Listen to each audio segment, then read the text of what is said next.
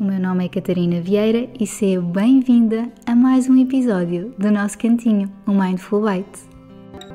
Então, eu não sei quanto a vocês, mas eu já tinha bastantes saudades de ter aqui um convidado ou uma convidada e esta é especial e não fazia sentido nenhum ter outra pessoa perante o tema que nós vamos falar hoje, que é comportamento alimentar infantil.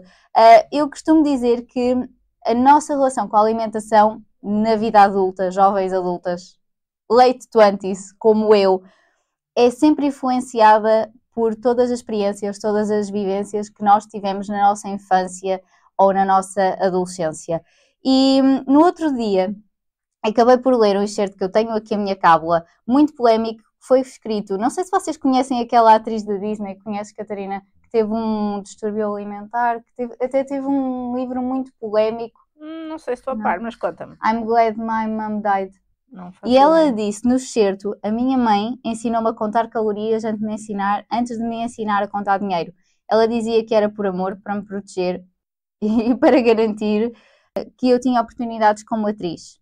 Mas o que eu aprendi foi a ter medo de comer, a sentir culpa e a pior, a achar que isso era normal. E aquilo que eu tenho vindo a perceber ao longo do acompanhamento que faço às minhas meninas é que tudo começa nos primeiros anos de vida e na altura da adolescência, que as hormonas andam ali all over the place e que existem muitas mudanças não só físicas, mas emocionais e a nível social, e estas mudanças também se refletem na alimentação, quer no bom sentido, mas no mau sentido tem aqui um impacto gigante para a vida toda. E acredita, a nossa relação com a alimentação em adultas é extremamente influenciada pelos primeiros anos de vida e depois nós já vamos falar sobre isto e acredito que quem me esteja a ouvir ou que nos esteja a ver também às vezes duvido, mas porque é que eu vejo a alimentação assim, desta forma, porque é que eu tenho medo de comer determinados alimentos, porque é que eu tenho estes pensamentos em relação, por exemplo, ao peso do meu corpo, à influência do peso na minha vida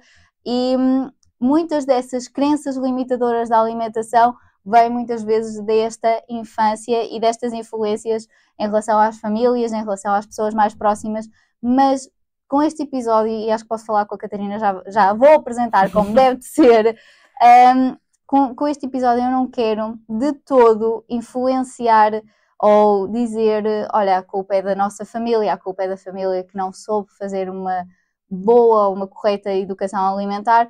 Eu quero acreditar que todos os nossos familiares, os pais, os familiares mais próximos, as pessoas que nos educaram, tentaram fazer o melhor com aquilo que sabiam. E muitas vezes todas estas crenças, estas mentalidades de compensação, de utilizar a comida como punição, esta educação alimentar que nem sempre é mais correta, entre muitas aspas, porque até que ponto é que é o correto, não é? O correto é relativo.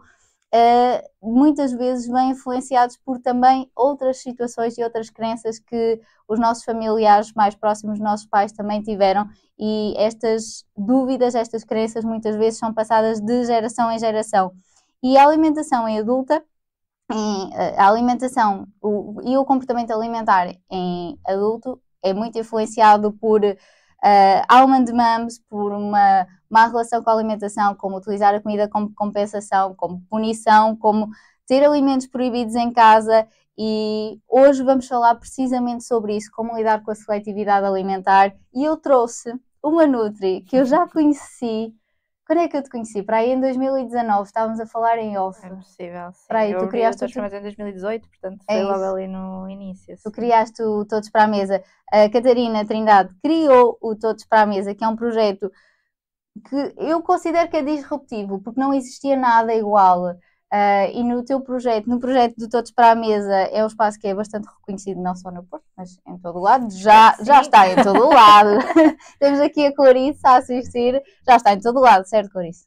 É um bocadinho. Eu também assim em geral. Eu também acho que sim. E foi disruptivo porque veio mudar um bocadinho a forma como é feita a educação alimentar, não só nas escolas, mas também elucidar os pais, os educadores, ajudarem as crianças a verem a alimentação de uma outra forma, certo? Eu espero que sim, eu fico muito contente que seja esta a mensagem que está a passar, porque é esse o objetivo. Portanto, se é isso que tu sentes, eu estou muito contente. Não, acredito que não sou só eu, há de Acredito ser que outras sim. pessoas, mas acho que o projeto tem ainda um futuro tão bonito porque é essencial e tu estás a trabalhar desde pequenina, desde a trabalhar com os teus pequeninos, não é? Qual é que é a idade menor que tu tens? Teoricamente aos 4, mas nós temos muitos meninos com 3 anos que já estão lá. Maravilha. E como trabalhamos com escolas, acabamos de trabalhar também com berçários e creche, e portanto conseguimos chegar também de quase desde, costumo dizer que nós trabalhamos com famílias e portanto nós apanhamos todas as faixas etárias. Sim. Mas sim, mesmo a partir dos 3, 4 anos, não todos para a mesa. E a idade chave de diversificação alimentar, É uma idade muito importante. É. E uma idade também que começam às vezes a surgir algumas questões muito, muito pertinentes e que temos de estar atentos. Isto não entrando já aqui no tema. Sim, força. E antes de mais, obrigada por estar aqui hoje e pelo convite. E eu estava a ouvir a falar esta introdução e pensei, já há aqui tanta coisa que eu quero pegar e tantos assuntos que eu quero falar, e por isso não sei onde é que esta conversa nos vai levar hoje. Mas de certeza que aqui é uma reflexão importante e por isso este arranque pareceu-me muito pertinente e estavas a falar de que de facto a alimentação que nós temos hoje em dia é muito influenciada pela nossa infância. Eu acredito que tudo o que nós somos hoje vem muito influenciado da nossa infância e esse também é um dos objetivos do meu trabalho. E quando eu paro um bocadinho para refletir sobre aquilo que ando a fazer, porque às vezes também é importante não só trabalhar, mas parar e perceber o que é que nós estamos a fazer e o que é que nós estamos a construir. E para onde é que nós queremos chegar, Exatamente, não é? Eu estava precisamente, e nós saímos agora de uns campos de férias da Páscoa em que os miúdos passam connosco muito tempo e eu refleti até com alguns pais. O meu objetivo é sempre promover, acima de tudo, que eles tenham boas experiências, que o Todos para a Mesa possa ser algo que no futuro lhes vai, lá está, neste impacto que nós temos de estar a trabalhar com as crianças, que no futuro possa trazer algo bom para eles e que promova uma relação saudável com a alimentação. Ponto. Nós não estamos ali à espera e digo isto muitas vezes aos pais, que os meninos saiam dali a preferir comer brócolis do que chocolate, porque eu não prefiro, eles não vão preferir também. Mas eles vão saber o que é os brócolis e vão saber o que é o chocolate. E é mais isso que me importa do que propriamente tudo o resto. O teu trabalho vai muito de encontro, não é sobre excluir, não é sobre agora ou é brócolis ou é chocolate, há brócolis e há chocolate, há espaço para os dois. Nós fizemos receitas durante este campo de férias e pronto, estou a falar disto porque foi a experiência mais recente que tenho. Claro. Nós fizemos receitas com açúcar, com manteiga, com tudo, mas também fizemos receitas com legumes, nós incluímos tudo. Uma escolha não invalida a outra, como eu costumo dizer tantas vezes. Precisamente, e fizemos, num dos dias, fomos ao Museu do Chocolate fazer ovos de chocolate, em que aquilo só tinha chocolate e pepitas e coisas do género. E isto é nutrição, e isto é educação alimentar, e isto é promover uma relação saudável com a alimentação, às vezes mais importante do que a sopa. Que eles sabem que é saudável e que sabem que têm que comer e que sabem que... E muitas vezes, nós enquanto adultos, até eu ouço muitas vezes no meu acompanhamento, eu sei o básico, senão não sei como aplicar. Eles também sabem o básico. Sabemos todos. E se nós perguntarmos a uma criança, eu acho que arrisco dizer que com 3 anos, se faz melhor comer sopa ou chocolate, eles sabem responder. Mas no momento da verdade vão querer o chocolate. E ainda bem. E a mim assusta-me quando a escolha deles, tirando aqueles... raras exceções, e nós na semana passada tínhamos 2 meninos que não gostam de chocolate, mas tirando essas raras exceções, assusta-me quando eles escolhem os brócolis em vez do chocolate. Porque é uma escolha expectável, se calhar. Porque aquilo vem de algum lado que não aquilo que eles querem. E é aí que eu digo, alerta, vamos perceber o que é que se passa. Porque de facto é natural, eu digo muitas vezes isto, a comida não é só calorias, não é só nutrientes, é mais, nós temos uma parte cultural e eu passo-lhes muito isto, é uma mensagem que nós trabalhamos muito, aliás, nós temos atividades extracurriculares, este último módulo acabou precisamente, aquilo era uma história que nós fomos construindo ao longo do período letivo e acabou precisamente com, a história eram os reis que estavam muito fraquinhos e que não estavam a perceber porque é que estavam fracos, então foram ver todos os reinos da alimentação, para ver o que é que estava a falhar, e o que estava a falhar era que eles estavam a comer sozinhos, e não era os legumes, não era as frutas, eles viram tudo, estava tudo bem. E depois no fim perceberam que o facto de estarem a comer os dois sozinhos e não terem companhia estava a tornar mais fraquinhos. E é esta a mensagem que nós queremos passar sempre, pelo menos eu quero passar quando trabalho com crianças. Incrível. E por isso é que se calhar é essa a diferença, não sei, agora vou puxar aqui um bocadinho a brasa à minha sardinha, mas se calhar é essa a diferença do trabalho que nós fazemos em comparação com algum trabalho que é feito na educação alimentar, que é muito focado no bom, no mau, na tabela do verde e do vermelho e em dividir alimentos desta forma. E eu quero trabalhar sempre um bocadinho mais além. também associamos também sempre uma parte de comportamento, de parte emocional, que estas crianças não são robôs, não é? Portanto, nós Nenhum de nós é robô e nós não podemos dissociar a alimentação. E não podemos chegar ali de repente e exigir a uma criança de 4 anos que divida em categorias os alimentos. Eles conseguem, fazem isso muito bem. E mais, e para além disso, o que é que pode ser feito? E por isso é que eu faço, e digo muitas vezes, campos de férias não é um trabalho nutricionista. Eu não tinha que ser nutricionista para fazer campos de férias. Mas para trabalhar a educação alimentar num contexto de dia-a-dia e num ambiente natural e não formado para, que eu acho que é o que acontece hoje em dia, acontece com muitos projetos escolares, é um bocadinho isso, vamos provocar o ambiente para falar sobre isto. Quando isto tem que ser trabalhado naquilo naturalmente. Que é... Nós comemos todos os dias e vamos falar sobre comida para sempre e vamos estar envolvidos de uma forma natural e queremos que seja isso que acontece. Sim. E por isso com os miúdos, porque é que vamos agora provocar aqui um ambiente todo, vamos criar um problema quando às vezes nem existe e vamos falar sobre o pequeno almoço quando aquelas crianças estavam todas num pequeno almoço super equilibrado. Vamos tentar ouvi-los, vamos tentar perceber quais são as necessidades deles, quais são as dúvidas deles, adaptar o discurso àquilo que eles procuram e não ter um roteiro e dizer não, nós vamos ter que falar disto e disto e disto com estes termos. Eles não percebem nada, para quê? Não é isso que eles querem, nem vão tirar disso absolutamente nenhum. Zero. Não é? Vamos ouvir os miúdos, que eu acho que é importante. E isto já não temos nada a ver com aquilo que queremos falar, por isso. Não, mas é ótimo. Este episódio vai correr muito bem. Não mando calar sobre isso. Não mando nada calar. Não, eu não vou cortar, como vou colocar também. Ok. Mas eu cada vez que vejo, sei lá, olha, agora que pegaste nos campos de férias, eu adorava, eu não tenho filhos, mas eu adorava com o filho meu, e quando tu colocaste a perguntar onde é que queriam que todos para a mesa estivesse para além do Porto, tu colocas isso muitas vezes. Sim, porque eu tenho muitos pedidos, só que nós não conseguimos estar em todo lado. Eu assim, eu adorava, se eu tivesse um filho, adorava que participasse neste tipo de atividades, porque estimula, lá está a parte social, a parte cultural, para além do óbvio que os miúdos já aprendem em casa, já aprendem na escola, porque agora muitas escolas, eu estive a participar num projeto da Nestlé e existe também muito incentivo dos professores neste sentido de dizer aquilo que para nós é óbvio, não é? Portanto, fazer um trabalho diferenciador para além do óbvio e tentar explicar aos miúdos que está tudo bem quando optam por um chocolate em vez de um brócolis.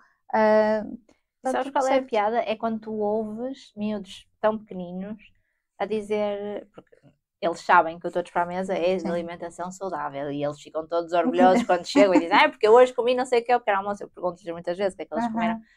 Mas a mim dá muito gozo quando nós fazemos uma receita qualquer que leva açúcar ou que leva, e eles dizem, nós podemos usar açúcar no Todos para a Mesa, e há sempre um que diz, a Catarina já disse que nós às vezes podemos comer, percebes? Quando eles próprios começam a ter um discurso que me tranquiliza no sentido inclusivo, de ok, estes miúdos estão tranquilos com isto, percebem? Porque de facto era aquilo que falávamos e que até já temos vindo a falar.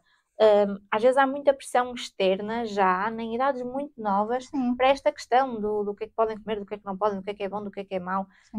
E às vezes sabes que isto assusta-me quando acontece, e por exemplo, eu trabalho em várias escolas, e quando temos uma criança no berçário que eu recebo a indicação de que está de dieta, então não pode comer cenoura, porque a cenoura engorda. A sério? Isso acontece? Muitas vezes, porque os pediatras... Um bebê? Um bebê de meses, que só come sopa e fruta e coisas do género, que está a fazer dieta porque está um bocadinho mais gordo do que aquilo que é suposto, que seja lá o que for isto, então não pode comer cenoura na sopa. A sopa não pode ter cenoura. Mexe com o sistema nervoso, porque... Quando isto acontece... Sei, isso na minha perspectiva é um bocado grave, um bocado bastante. É assustador, chega a ser assustador. E visto. Tentar explicar a um pai ou uma mãe que se calhar uma criança com 8 meses não tem que fazer, aliás, não tem que fazer nunca, mas com 8 meses não terá que fazer dieta de todo. Com 8 meses. Quando nós temos que explicar isto, é porque já algo está a falhar, não é? É porque se há esta ideia pré-concebida, mas isto acontece muitas vezes.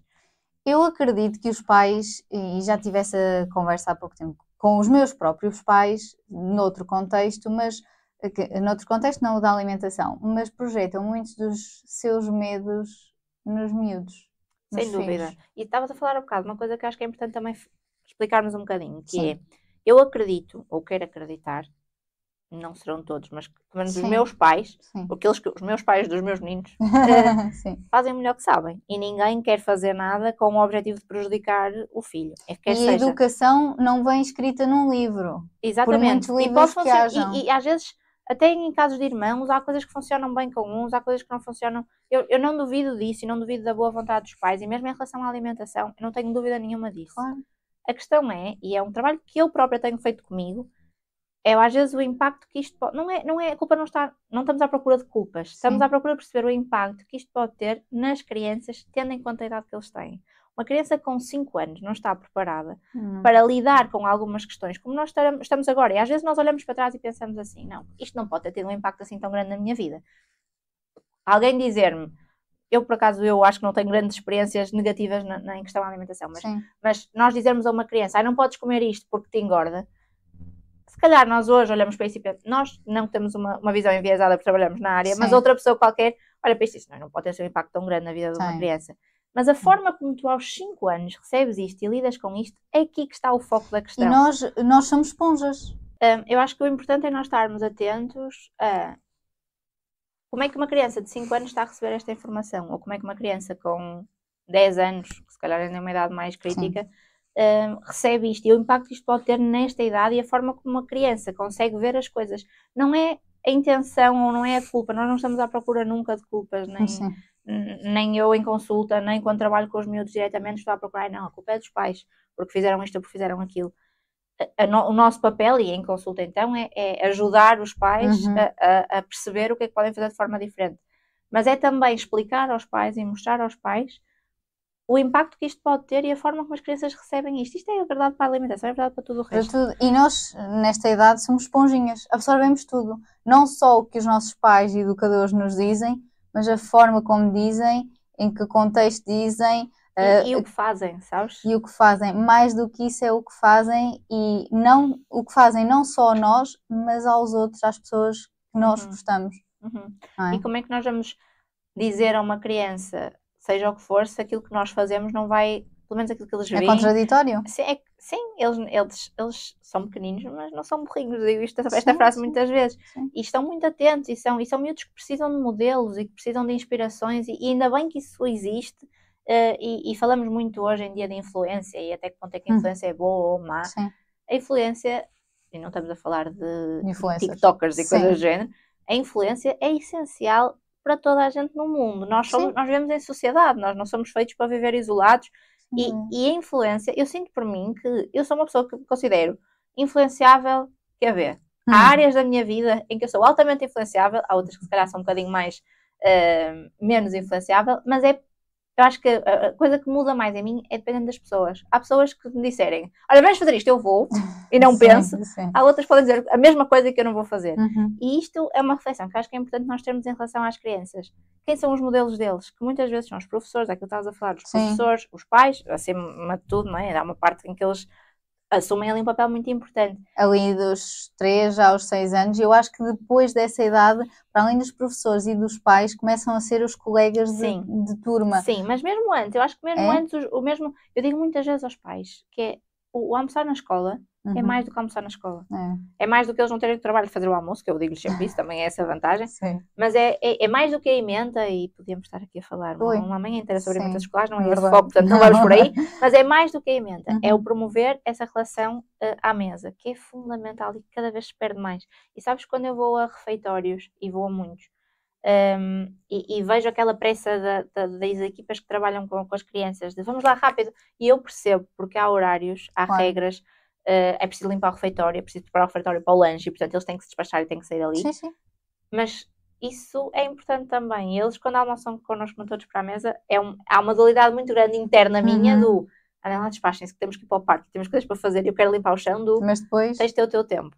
E portanto ando sempre ali numa logística, e por isso é que eu te digo, eu não sou mãe, mas educar é dificílimo, porque estás sempre com eu quero que eles se despachem, porque quero sair, e é por eles, porque queremos ir para o parque e queremos aproveitar o tempo, mas eu não posso apressá-los, porque cada um come ao seu ritmo. E depois, se apressares, pensas assim, eu sinto-me culpada porque os apressei. Parece que é sempre esta sempre tipo mal. de relação. Se eu os deixar estar ali, eles estão só também a dormir, a olhar para o prato, percebes? E portanto é uma dinâmica difícil. Mas sabes que das memórias que eu mais tenho em relação à alimentação na escola eu peço desculpa, esta pessoa não vai ouvir isto nunca na vida.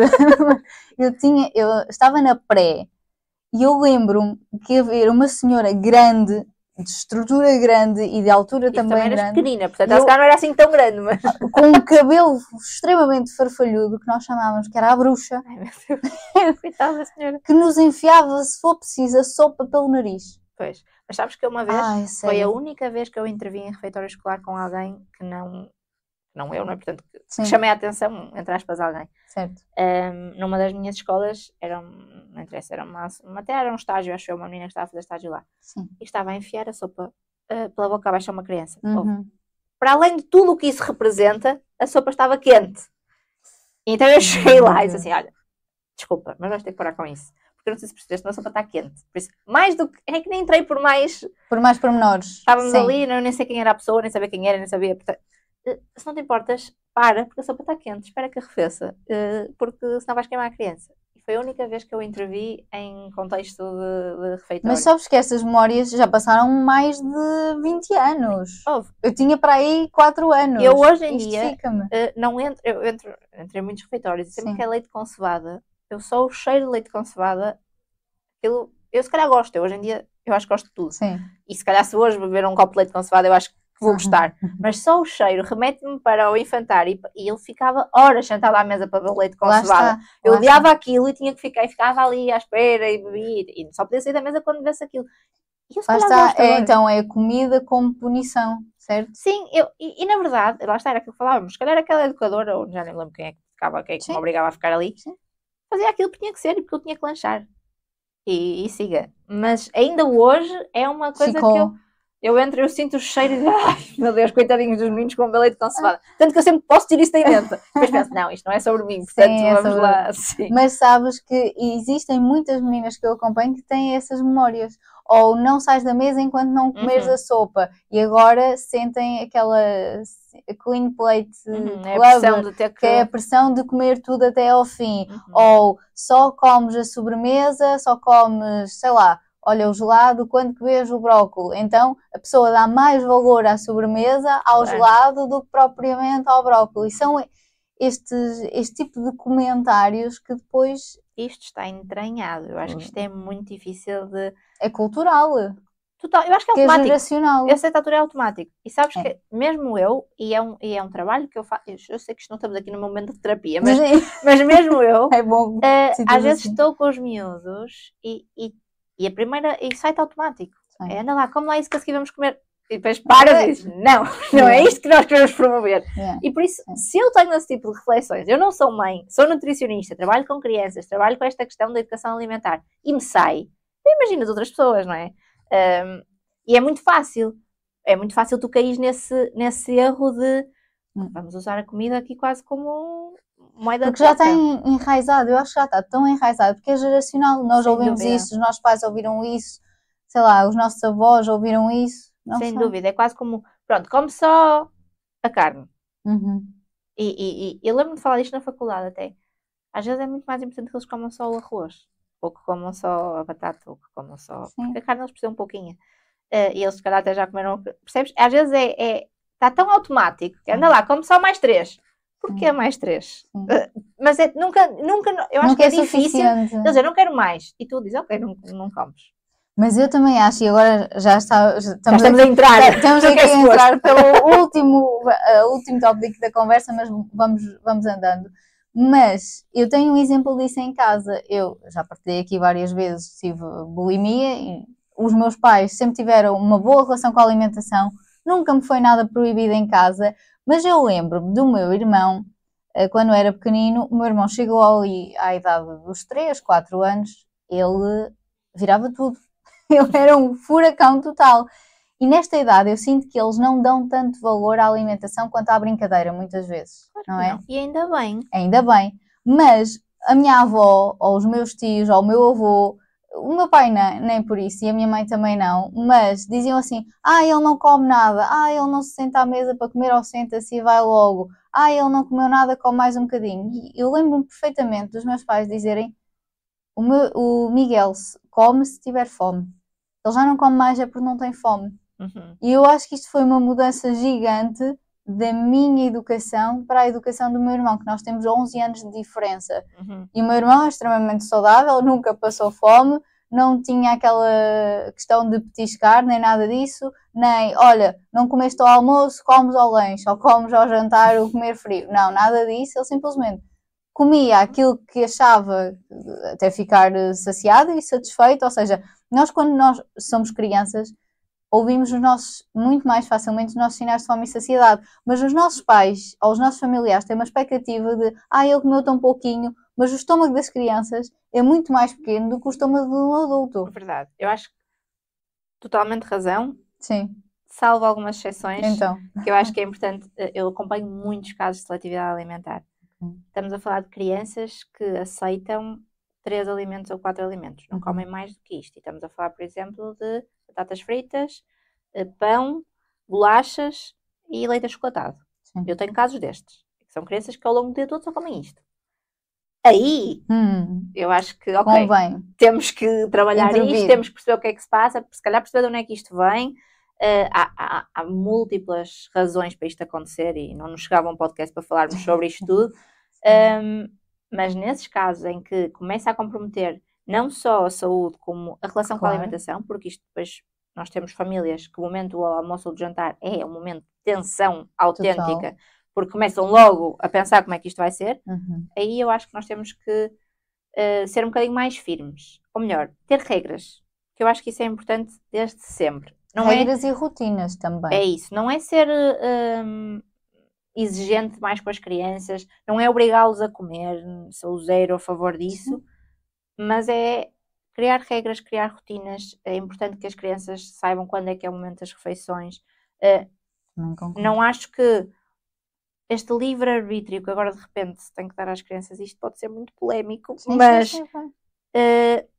tem que haver limites. As crianças precisam de regras, precisam de sentir que há alguém, que há um adulto que é responsável por orientar a vida delas. É o nem 8 ou 80, é nem isso, não é? A sopa Eu pelo só nariz. como quando eu quero, o que eu quero, a hora que eu quero, no sítio que eu quero. Sim.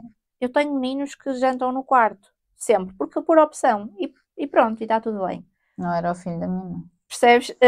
Eu acho que, sim. Ok, eu percebo, eles normalmente sabem dizer, por exemplo, um exercício que eu faço, eu até peço muitas vezes às escolas quando é possível para fazerem isso, para deixarem ser as crianças a servirem-se, ou pelo menos a opinarem na quantidade que vai posta no prato, porque muitas vezes aquilo é servido tipo chapa 5 para todos, não é? E eles poderem dizer, não, olha, eu quero mais, hoje apetece mais, porque às vezes nós temos mais fome, outros dias que não é? Claro. E eles irem trabalhando isso, eu acho que às vezes é importante. Eu quando estou a servir os meus miúdos no Todos para a Mesa, eu tenho a vantagem de ter grupos pequeninos, e tenho a grande vantagem, e eu fico muito contente por isso, por muitos deles já estarem comigo há muito tempo, e por isso eu já sei mais ou menos o que é que cada um come. Mas eu, e a Clarice está-me sempre a ajudar nessa parte, ela traz-me o prato e diz, este é o prato da Rosarinho, e eu sei quanto é que eu vou para a Rosarinho, este é o prato não sei de quem, e há essa adaptação, eu não sirvo igual a todos eles, porque eu sei que eles não têm todos a mesma vontade de comer. Há uns que eu sei que até vou pôr menos um bocadinho, porque eles vão repetir 3 ou 4 vezes, e nós vamos respeitando isso. Nas escolas nem sempre é possível, e eu peço muito para trabalharem isso. E não sei porque é que vim parar aqui, mas esta questão de ter que haver regras, não é? E dos pais criarem aqui alguma rotina, e pelo menos as refeições são feitas naquele horário, a comida é aquela, porque são os pais que preparam, não é? E não deixar do lado deles toda esta responsabilidade. Até porque eles não têm maturidade suficiente para ter tanta responsabilidade. Não é um papel deles ter que decidir quando é que vão comer, o que é que vão comer. Eles vão decidir, se calhar, a quantidade. Mas o resto é importante que haja algumas regras. E eu acho que isso, em casos de seletividade alimentar, então, toma aqui um papel muito importante. Nós temos crianças, é aquilo que eu te estou a dizer, nós temos crianças que jantam batatas fritas ou que jantam sopa sempre há anos. Só. E aqui preocupa-me um bocadinho mais. E porquê é que achas que essa seletividade alimentar se perpetuou por tantos anos? Porquê é que não foi feita uma intervenção antes? Eu tenho certeza. A alimentação é uma das armas mais fortes que as crianças têm para tudo. Para testar limites, para mostrar que não estão bem, e os pais fazem quase tudo para que a criança coma. A questão é, o que é que acontece? O que é que acontece e o que é que eu sinto em consulta? Que os pais acham sempre que é uma fase, ou que vão conseguir resolver, ou que, não, ele agora é porque a introdução alimentar custou um bocadinho, foi difícil, ela não gosta tanto destas coisas, mas pronto, também tem tempo, vai aprender. também ainda é muito pequenino, se calhar há 1 ano já vai comer tudo. Se a Vai-se criança faz 1 perpetuando. ano, pronto, não gosta, continua só a comer sopa, não quer nada com sólidos, mas eu também tenho medo que ele se engasgue, portanto vamos continuar assim mais uns tempos, vai continuar a comer sopa passada e fruta passada. Entretanto, a criança tem 2 anos. Agora é a fase das birras. Isto, calhar, são só birras. E vamos Vai-se sempre perpetuando. achando que não, agora vai melhorar. Até que de repente temos o caos instalado, porque temos uma criança que não aceita texturas, ou temos uma criança que só come comida, só come, por exemplo, arroz. Sim.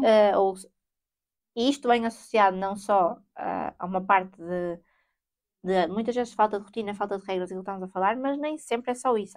Há algumas questões também, às vezes, de patologia ou de mesmo. Nestas consultas de seletividade alimentar, os pais que vão à primeira consulta, eu peço sempre para irem ao dentista, para irem ao psicólogo, para irem à terapia ocupacional, terapia da fala, peço sempre para fazerem um check-up, porque há muitos fatores que influenciam a seletividade alimentar e às vezes é também preciso transmitir alguma calma a estes pais de que a culpa não é deles, que não é só.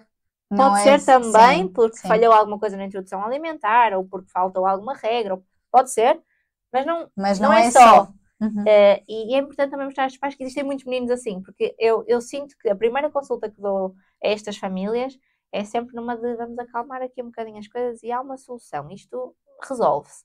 Porque os pais já chegam até ti em desespero. Em desespero. Eu sinto que é o grupo de trabalho, dentro das várias consultas que eu dou, a seletividade alimentar é aquela em que os pais estão mais desesperados, porque já tentaram tudo e já toda a gente opinou e já toda a gente disse, ai não, tens é que os obrigar a comer, ai não, e já foram a outros colegas que já tentaram abordagens que não funcionam, que é, se nós temos uma criança que a única fonte proteica que tem ao longo do dia inteiro é um leite com chocolate, eu não lhe vou tirar o leite com chocolate, mesmo que o leite tenha chocolate. Sim. Eu quero lá saber de chocolate, eu quero que ele beba aquilo. É a única fonte proteica que eu tenho ao longo do dia inteiro. E eu não posso ter uma abordagem de dizer, não, mas o chocolate engorda, o chocolate faz mal. Eu quero lá saber. Eu quero é que ele coma. Eu quero é que ele coma. E, portanto, se o veículo que eu tenho para trabalhar é o leite com chocolate, é o leite com chocolate que eu vou trabalhar.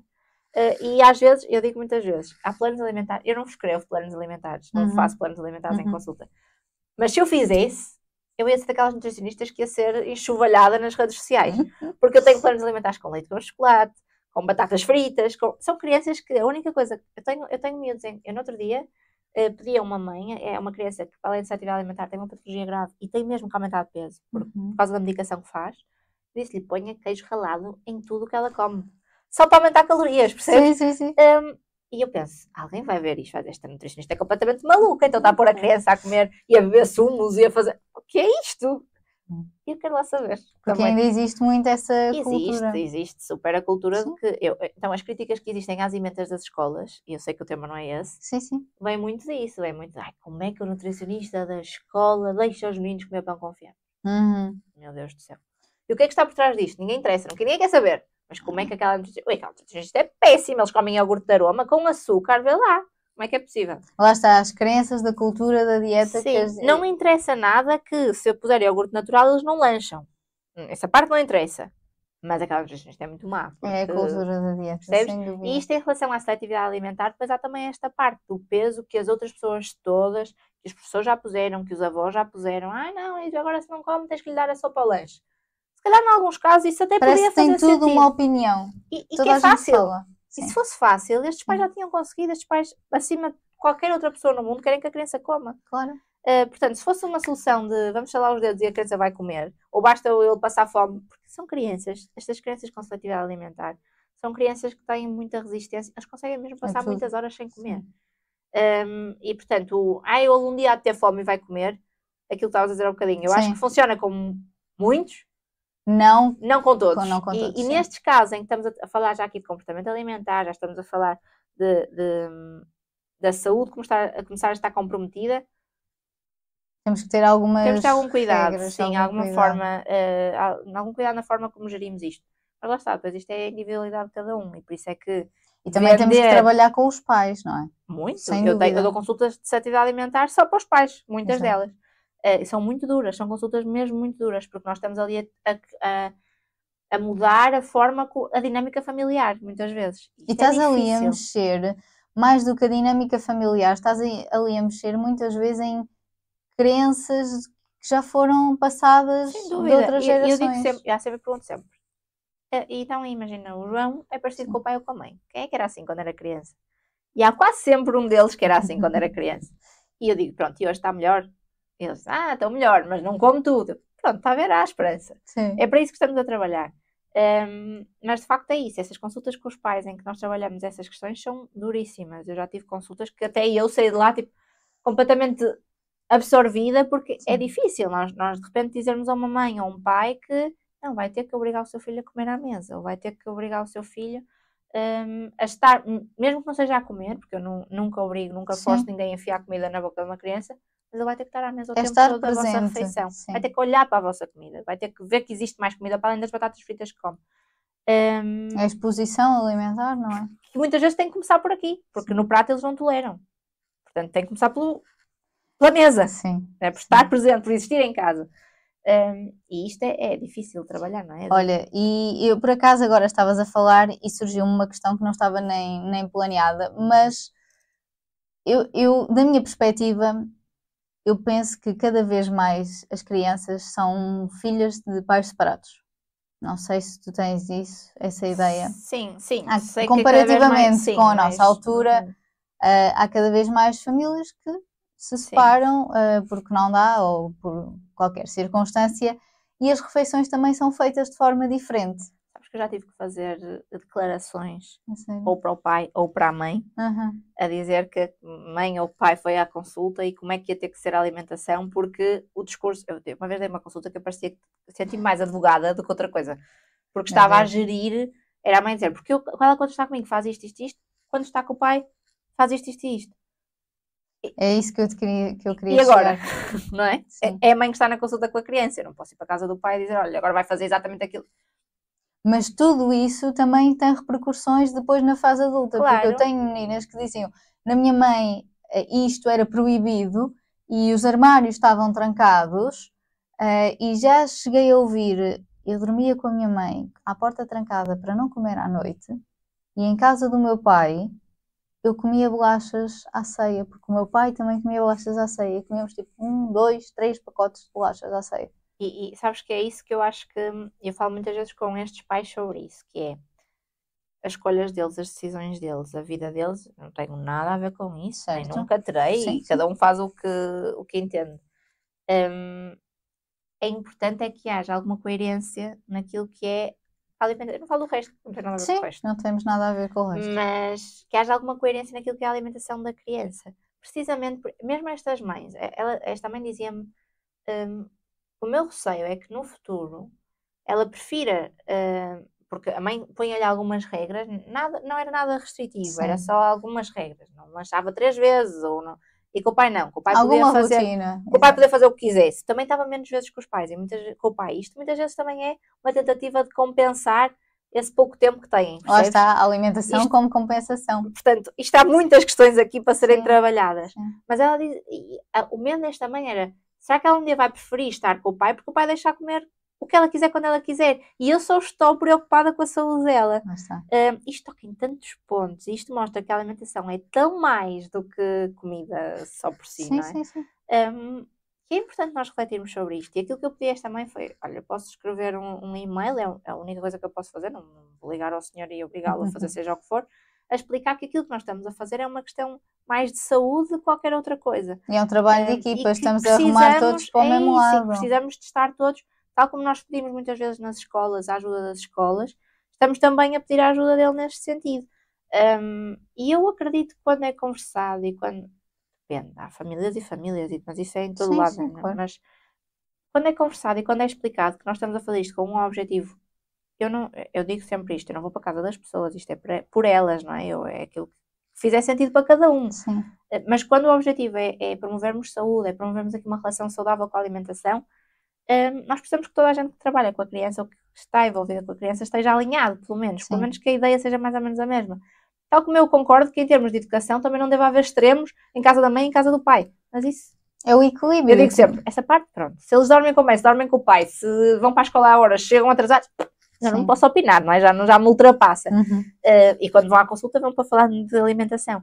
Mas eu acho que é isso que é importante nós também refletirmos, é nestes pais pedir alguma coerência pela saúde da criança. E acredito que mais ou menos a coisa se vá... Porque depois isso tudo vai se repercutir no futuro. Claro que sim, claro que sim. E por isso é que hoje em dia quando se diz muitas vezes eu comia isso quando era criança e não morri. Ainda bem, acho que não quero o objetivo desse, o objetivo não quero matar ninguém, mas a quantidade de adultos que existe hoje em dia com uma relação péssima com a alimentação, sim, se calhar vem muito destas questões. Mas sabes que eu acho que quem trabalha com crianças tem a obrigação de estar atento a pequenos sinais que às vezes possam... Eu acho... Sim. Só acho que não acompanho nenhum caso em que isso aconteça. Já tive uma menina, ela era muito pequena, tinha mais de 5 anos, com um discurso de não, porque eu não posso ficar com barriga, não, porque uma criança com 5 anos não é suposto sequer pensar nisto. É na altura em que elas usam aqueles tops curtinhos, mesmo que tenham barriga ou não, elas não querem nem saber disso. E ainda bem, não é? E, aliás, agora no campo de férias nós temos de sortar uns dias de sol e elas andavam todas a transformar as t-shirts em tops. Pensei, meu Deus do céu, têm 6 anos e andam a querer mostrar a barriga. Ainda bem que fazem isso sem preconceito nenhum e sem questionarem nada. Porque não têm tanta consciência corporal nesta idade também. E ainda bem, vamos deixá-los assim. Sim. Mas esta miúda tinha muito e tinha um discurso já muito de eu não posso comer isto porque me engorda, eu não posso. E eu comecei a... Onde é que isto vem? Isto não vem da cabeça dela. Claro. Ela não acordou hoje de manhã a olhar para o espelho a dizer preciso de emagrecer para vestir umas calças. Não sei. Nem sabem os tamanhos que vestem. Eles nessa idade. Os tamanhos da roupa é por idades, nem sequer é por tamanho de calças, não é? Sim. Ou 12, ou 10, ou 8. E estava a conversar com a mãe e a mãe disse-me, eu tenho muito esse discurso, mas não é com ela. Mas lá está, eles são esponjas, é aquilo que nós estávamos a falar há pouco. Eu nunca lhe disse isto, mas eu digo estas coisas, eu penso isto em relação a mim. E a mãe, coitada, sem culpa nenhuma, porque não era esse o objetivo dela, de todo. Sim. Mas os miúdos, a miúda estava preocupadíssima com aquilo que podia comer ou não, o que é que engordava ou não. E isto é passado às vezes de forma voluntária, outras vezes não. Sim. E assusta-me mais quando é de forma voluntária, porque quando não é, os pais quando têm essa consciência dizem, meu Deus, como é que eu estava a fazer isto? Não foi mesmo com intenção. Quando é de forma voluntária e até há punição sobre, e há castigo, aí assusta-me. Assusta-me não só pelos miúdos, mas pelos pais. Quão mal tem que estar esta mãe para achar que isto faz sentido, não é? Eu já ouvi muita história, como deves imaginar, e nós trabalhamos mais nas primeiras consultas de onde vêm estas crenças e estes pensamentos, mesmo em relação ao corpo. E eu tenho situações em que percebo que vem de mães que fazem dietas extremamente restritivas, que usam laxantes, que usam todo o tipo de medicações, independentemente das consequências, e as crianças, as meninas que são acompanhadas por mim, na altura acham que aquilo é normal, ou que, claro, por exemplo, até podem comer à mesa todos juntos. No entanto, a mãe está de dieta, a mãe faz dieta e a mãe está sempre de dieta, porque a mãe nunca come aquilo que eu como. Então, como eu normalmente sigo o exemplo da minha mãe, então as mães... Se é suposto a mãe não comer igual aos outros, eu quando crescer também serei assim. Exatamente. E sabes que... Nem é preciso ser quando crescer, eu também quero ser assim. Sim, e até às vezes produtos que as mães, os adultos, alguém come em casa que não são adequados para crianças e os produtos light e os fitness e aquelas coisas que... Olha, não há necessidade, não é? Não há necessidade e eu conheci há pouco tempo um caso em que a mãe foi a um médico muito famoso do emagrecimento, que dava suplementação, medicação, independentemente de tudo, e a mãe dessa pessoa, inclusive, já foi parar ao hospital várias vezes com problemas renais. Mas o médico também dava suplementos naturais à menina. Óbvio. Para emagrecer. Até que ponto é que nós vamos normalizar isto? Nós estamos todos tão cansados. E a falta de tempo. Que o caminho mais fácil vai ser sempre mais apetecível, não é? Sim. E ainda é mais fácil nós irmos para dietas restritivas, ou mais rápido, ou mais, não sei se será mais fácil a palavra, mas mais apelativo, do que uma reeducação alimentar, ou do que estarmos atentos. Porque é perceber os gatilhos, é ir ao fundo. Olha, e muitas vezes custa ir lá. Todos nós somos condicionados com o ambiente que temos à nossa volta. Pela envolvência, sim, sem dúvida. E as crianças têm muito isto, os adultos também, mas sentimos muitas vezes nas crianças que elas comem, ou melhor, elas fazem quase tudo com a expectativa de agradar aos outros. Muitas vezes o adulto. E nós também fazemos isso de uma forma inconsciente. Sim. Mas eu acho que o importante aqui é, às vezes, refletir, será que nós fazemos exatamente o mesmo? Se ninguém estivesse, e mesmo os pais, se os pais não estivessem a ver, se os amigos não estivessem a ver, nós comíamos da mesma forma, comíamos exatamente a mesma coisa, seríamos tão exigentes connosco, neste caso, estamos a falar deste caso em concreto, que havia esta exigência, não é? Há miúdos que não, há miúdos que comem na mesma tudo. Nós não comemos só, ou as nossas restrições que nós colocamos a nós próprias não são só por nós, e muitas vezes não são por nós, e isto nas crianças acontece imenso. Lá está, também pelos pais, não é? De forma inconsciente. Eles às vezes não vão comer, ou vão comer determinada coisa na expectativa. Eu vejo isso, eles fazem isso comigo, que não sou a mãe deles, que nem sequer sou a professora, estou com eles pouco tempo, e há a expectativa de o que é aquilo que ela quer que eu faça, não é? Eu acho que há muito esse medo também nestas crianças, com estas restrições que elas próprias impõem, é de perder o controle da situação. E então são tão regrados, isto depois leva a distúrbios de comportamento alimentar, mas são tão exigentes com eles próprios, com este medo de eu se hoje como um gelado, acabou, está tudo perdido. E eu vejo essa exigência em crianças perfeccionistas que também têm pais perfeccionistas. Sim. Eu tenho miúdos que são tão perfeccionistas, meninas mais velhas, mas que eram e sempre foram tão perfeccionistas em todas as áreas da vida dela, seja no desporto, seja nas aulas, seja, sei lá, nas notas, na expectativa de atingir aquilo que os pais sonham para elas, que depois também vão para ter esse perfeccionismo na alimentação. Eu gostava muito de falar sobre este tema, só para terminar, nem sei há quanto tempo é que nós vamos. Ai meu Deus, já vamos a continuar, nós estamos a falar. Eu disse isto, nós com jeitinho estamos aqui a estar todos. Amanhã? Sim. Mas queria falar sobre um tema, almond moms.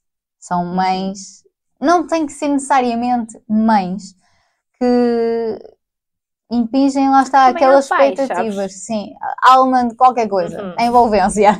E este termo, almond mom, surgiu, não sei se tu acompanhas daquela da Real Housewives of Beverly Hills. Agora o meu inglês foi muito bom. Não acompanho, mas imagino o contexto. Pois, imagina. Conhece a Gigi Hadid e a Bella Hadid e a mãe. Sim. Pronto.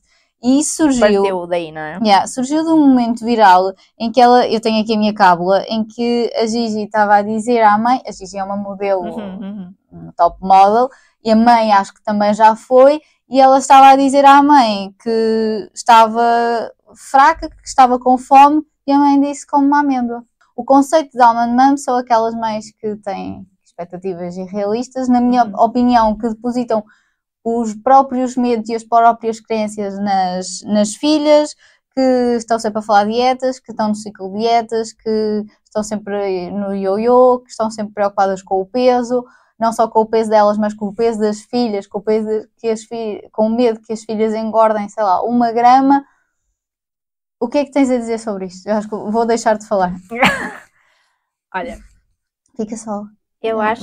Exato. Mesmo. Aqui estás mais. Eu acho que tem muito que se lhe diga esta questão. Primeiro porque eu acho que estas mães estão num desespero total com elas, antes de mais. E isto é projetado numa criança e o impacto que isto pode ter é assustador, porque se tudo o que nós falamos até agora, não é? Este tempo todo que estamos aqui a falar, vai culminar aqui nesta questão de que se de facto eles são tão influenciados pelas pessoas que estão à volta deles, se a pessoa major que está a influenciar a vida deles é uma pessoa tão dura, tão exigente, com ela própria primeiro, porque eu acredito que estas pessoas sofrem também neste... Sempre sofreram com a alimentação, na verdade. Sim, e portanto não sabem ser de outra forma, e eu acredito que acreditam que aquilo é a melhor forma de se viver a parte da alimentação. Não acho nunca, se calhar sou eu que sou muito ingênua, mas não acho nunca que isto seja feito, que venha de um lugar de maldade. Eu acho que é aquilo que elas acham que é o que faz sentido. Que impacto é que isto pode ter numa criança em que... E eu já acompanhei algumas crianças, claro, não tão restritivo como tens fome, come de uma amêndoa e passou, mas mães e pais também existem alguns que são tão preocupados, ou imagina, ou pais que já tiveram obesidade, excesso de peso e que tiveram uma luta muito grande para conseguir ultrapassar isso e que ficaram com tanto medo, ou aquilo foi mal trabalhado, essa perda de peso, e ficaram com tanto medo disso, que têm... eu acho que o dobro ou o triplo do cuidado que tiveram com eles, com estas crianças. E às vezes é preciso acalmar primeiro esses pais, às vezes não. É sempre primeiro preciso acalmar esses pais antes de trabalharmos com os miúdos.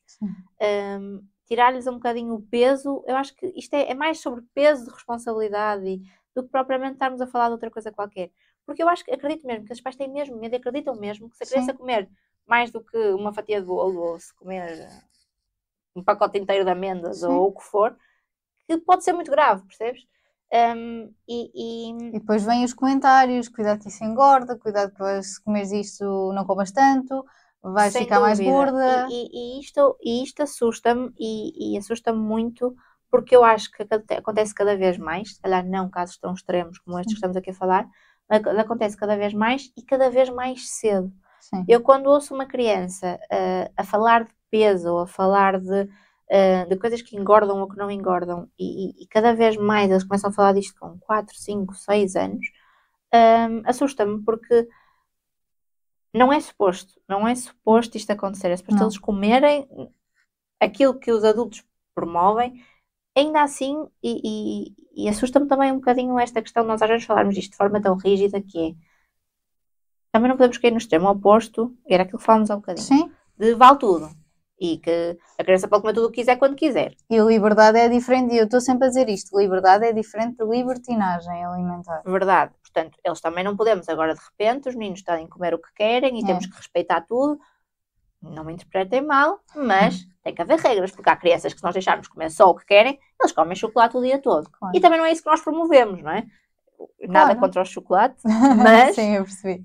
Tem que haver regras. Sim. E eu acho que a grande dificuldade é qual é a linha que separa as regras boas das regras más. Sim. E isto eu acho que acontece quando a privação é superior àquilo que é a liberdade. Ou seja, quando a privação de algum grupo de alimentos, ou as regras são de tal forma rígidas que em termos emocionais podem mexer aqui com a criança. E eu acho que é aí que nós temos que estar atentos. É até que ponto é que, eles até conversar com eles percebem, sim, eles sabem, sim, eles conseguem perceber que não podem comer 3 lados seguidos.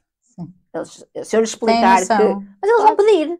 E o saudável é eles pedirem, eles dizerem, posso comer outro lado? Tentar a sorte. Faz parte, ainda bem que fazem isso, porque de facto quer dizer que não têm esse peso. Quando eles já têm o peso que um gelado se calhar já faz mal, eu acho que é aí, percebes? É aí que nós notamos quando é que já é grave. É quando eles próprios já se... já criam... autoproíbem. Sim. Eu acho que é aí que está o errado da situação. É quando as regras existem, são importantes, ainda bem que existem. A partir do momento em que a própria criança já ou se pune porque comeu alguma coisa, ou está atento já ao nível de, não, eu não posso comer mais porque não sei o quê. Quando este discurso existe... aí se calhar... há ali alguma coisa que temos que trabalhar. Sim, temos que perceber o que é que se mais passa. Com os pais. Ver de onde é que vem aquilo, não é? Que muitas vezes vem dos pais, e destes pais que falamos que quase que parece que vivem com os filhos num regime militar em relação à alimentação. Mas isto vem muito mais dos pais do que dos miúdos, não é? Sim, e portanto, se eu pudesse deixar aqui uma sugestão, era quando os pais, se algum pai se identificar com algum destes discursos que nós estamos a ter, é que vá procurar ajuda para si, porque isto vem muito mais deles do que dos miúdos.